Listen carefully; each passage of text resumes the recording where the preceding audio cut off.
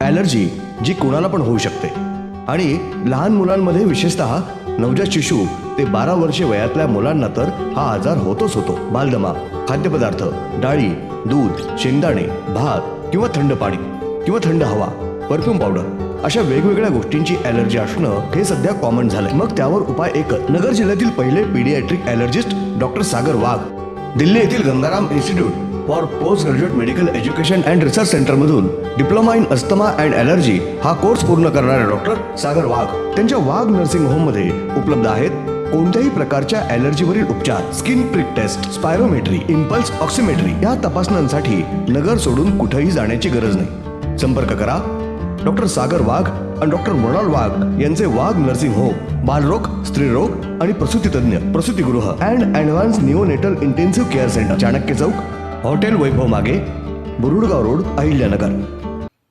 जिल्हा परिषदेच्या ऐतिहासिक इमारतीचा वाहनांमुळे कोंडला श्वास. जिल्हा परिषदेच्या आवारात नेहमीच बेशिस्त वाहने पार्किंग करणाऱ्यांवर प्रशासनाकडून कारवाई होणं गरजेचं. जिल्हा परिषदेच्या ऐतिहासिक इमारतीचा श्वास तिच्यासमोर उभ्या केल्या जाणाऱ्या दुचाकी वाहनांमुळे कोंडलेला आहे. ऐतिहासिक वास्तूसमोरच जिल्हा परिषदेचे कर्मचारी वाहने पार्किंग करून इमारतीच्या वैभवाला तडा लावण्याचं काम करतायत.